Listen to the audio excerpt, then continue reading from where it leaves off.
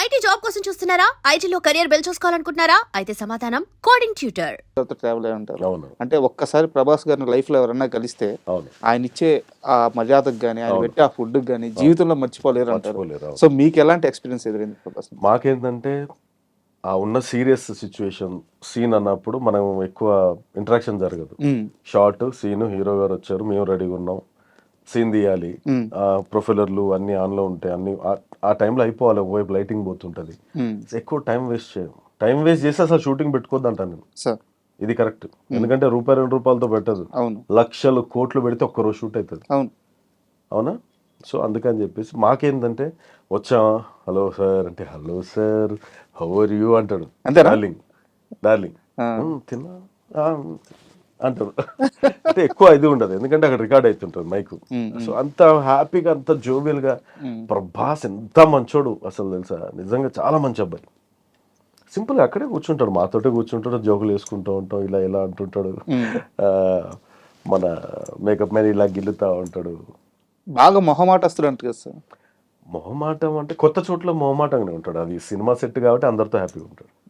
Yeah, కొత్తగా అంటే ఇప్పుడు ఎక్కడైనా పోవాలి చేయాలంటే మొహమాటం ఉంటుంది, పాపం ఇంట్రోవర్ట్ లాగా ఉంటాడు బయట. సార్ చాలా మంచోడు ప్రభాస్. దేవరా 2 ఎప్పుడు స్టార్ట్ కాబోతుంది? నాకున్న ఇన్ఫర్మేషన్ ప్రకారం నెక్స్ట్ ఇయర్ దేవర స్టార్ట్ అయిపోతుంది.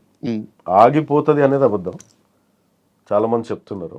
అసలు ఎందుకు వచ్చింది సార్ ఆ టాకు? ఎప్పటికప్పుడు నిర్మాత కానీ హీరో గారు కానీ డైరెక్టర్ కానీ చెప్తూనే వస్తున్నారు దేవరా 2 ఉండబోతుందని చెప్పేసి. And Devara 1 super duper hit అయింది పాన్ ఇండియా లెవెల్లో.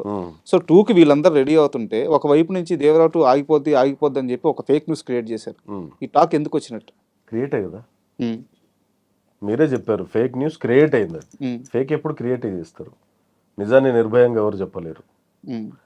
ఫేక్ కాబట్టి క్రియేట్ చేసి ఇది చేశారు. దానికి అడ్డుకట్ట వేసి మొన్న పోస్టర్ రిలీజ్ చేశారు, పార్ట్ 2 గెట్ రెడీ అని చెప్పి. 1 year అయినప్పుడు యా, ఎవరు ఏం చేసుకున్నా అది ఆగదు. ఇంకోటి ఏంటంటే టైగర్ లుక్స్, ఈ మధ్య జూనియర్ ఎన్టీఆర్ గారి లుక్స్ ఈ ప్రశాంత్ నీల్ గారి సినిమా కోసం చేంజ్ చేయాల్సి వస్తుంది, మళ్ళీ దేవర కోసం బల్క్ అవ్వాల్సి వస్తుంది. దానికి దీనికి 3 months డిఫరెన్స్, ఎక్కువ అవ్వదు. బల్క్ అవ్వాలన్నా లీన్ అవ్వాలన్నా 3 months డిఫరెన్స్లో ఆ డైట్లో సెట్ అయిపోతుంది. ఇది అయిపోగానే max to max next year mid నుంచి స్టార్ట్ అయిపోతుంది దేవర 2. నాకు తెలిసి 2027 రిలీజ్ అయిపోద్ది. దేవరా 2 రేంజ్ ఏ స్థాయిలో ఉండబోతుంది? దేవర 1 అంటే ఒక ట్రైలర్, జస్ట్ సేమ్ ఇంట్రొడక్షన్స్, వరా ఏంటి, దేవర ఏంటి, ఆ గూడెలు ఏంటి, ఆ జనాలు ఏంటి, వాళ్ళు వాళ్ళ భయం లేని మనుషులు అలా ఉండేది. ఇప్పుడు సొంత మనిషి భయం పుట్టిస్తున్నాడు.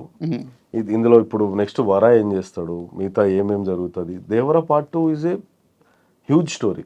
ఇంకోటి, ఇప్పుడు వరకు కొరటాల శివ గారు తీసిన సినిమాలు అన్నీ ఒక ఎత్తు, దేవర 1 ఒక ఎత్తు, దేవర 2 ఇంకో ఎత్తు. కొత్త స్క్రీన్ ప్లే, కొత్త డైరెక్టర్ అయిపోయి తీస్తున్నాడు. నేను అడగకూడదు అనుకొని ఓపెన్గా అడిగేస్తున్నాను, మీరు చెప్పాలని కోరుకుంటున్నాను. దేవరా 2లో వరాతో పాటు దేవరా కూడా ఉండబోతున్నాడు? మాకు తెలియదండి, మాకు స్టోరీ చెప్పా కదా.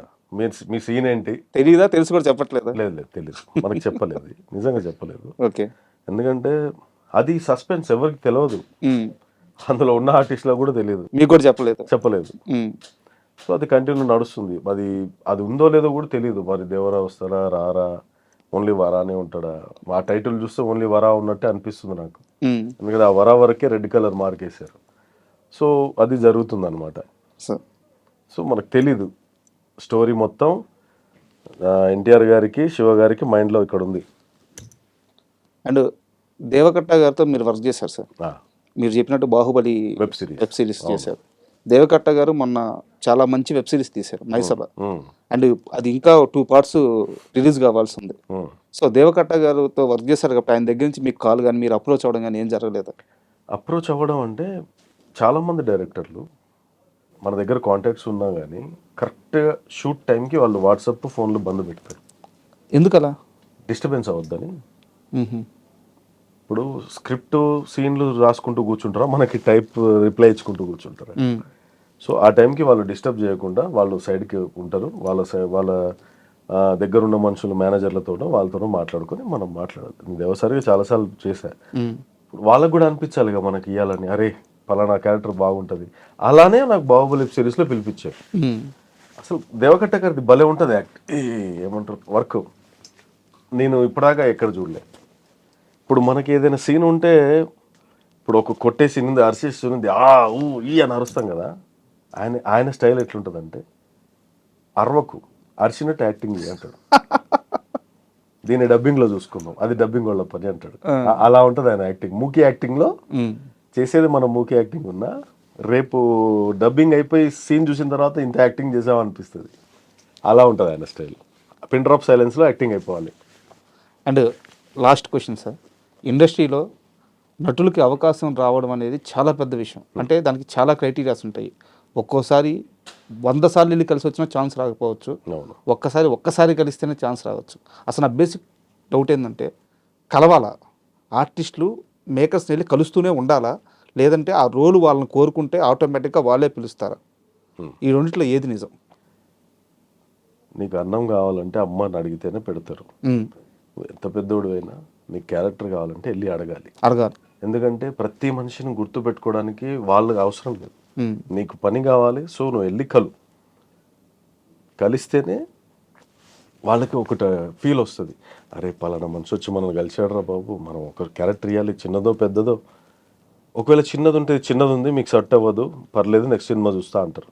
లేదు ఉంది అంటే ఎస్ ఇది మీరు చేయండి, మీకు బాగా సెట్ అవుతుంది అని చెప్పి ఫోన్ చేసి మరీ పిలుస్తారు. కానీ వెళ్ళి కలిసే బాధ్యత మనది.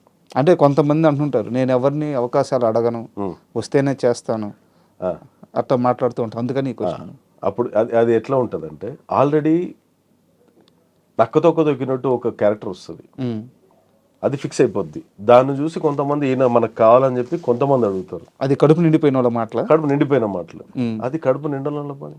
సరే ఒక్కడికి వచ్చింది ఆఫర్, మరి మిగతా వాళ్ళ పరిస్థితి ఏంటి? సో ప్రతి మనిషి వాళ్ళు అప్రోచ్ అవ్వలేనే చెప్తారు. అప్రోచ్ అయినా నేను అవ్వలేదు, నాకు వచ్చాయి, వాళ్ళు నన్ను నా వెనక వెంట చేశారు, నాకే అవసరం లేదు అంటారు. తప్పది. వాళ్ళు వెళ్తారు, మాట్లాడతారు, కలుస్తారు, వాళ్ళకి ఇంటరాక్షన్ అవుతుంది, మంచిగా మాట్లాడుకుంటారు. నీ బిహేవియర్ని బట్టి, నువ్వు ఉండే విధానాన్ని బట్టి వాళ్ళకి మనసులో స్థానం ఉంటుంది. అప్పుడు నీకు క్యారెక్టర్ వస్తుంది. సార్ ఫైనల్గా ఒక్క డైలాగ్తో ఇంటర్వ్యూ క్లోజ్ చేద్దాం. మతం లేదు, గితం లేదు, మనుషులంతా ఒక్కటేరా, ఈశ్వరుల వేరు కాదు, దేవుడు అంటే ఒక్కడేరా. అడవిలో మనిషి ఉన్నప్పుడు, అక్షరాలే రానప్పుడు, మతమన్నది లేనప్పుడు, మంచితనం ఉన్నప్పుడు మధ్యలో మతాన్ని తెచ్చి మనిషిని ఎలా చంపుతావు? పక్షులన్నీ కూడుంటాయి, ఆవులన్నీ కలిసి ఉంటాయి, అడవిలోన పులులన్నీ కలిసిమెలిసి కూకుంటాయి. మనిషివై పుట్టి తోటి మనిషితోటి కలువవేరా.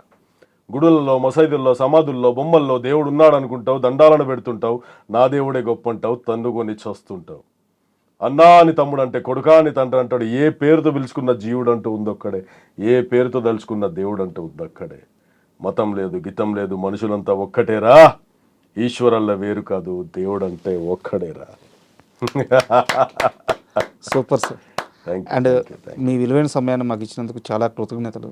ఏదైతే మీరు లైఫ్లో కోరుకుంటున్నారో, ఈ ఒకవైపు సినిమా అవకాశాలు, మరోవైపు మీరే నిర్మాతగా మారి, డైరెక్టర్గా మారి, హీరోగా అక్కడ సక్సెస్ అవ్వాలని, మీరు కోరుకున్నవన్నీ అయ్యాక ఒక మంచి ఇంటర్వ్యూ మళ్ళీ ఇలాగే మన ఇద్దరం కూర్చొని చేసుకుందామని మనస్ఫూర్తిగా కోరుకుంటున్నాను. Thank you so much.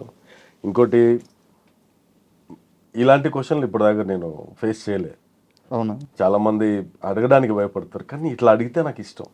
ఇంకెక్కువ చెప్తా, కొత్తగా వస్తుంది. యాంకరింగ్ చాలా బాగుంది, మీరు ఇంకా పెద్ద యాంకర్ అవ్వాలని నేను మనస్ఫూర్తిగా కోరుకుంటున్నాను. Thank you.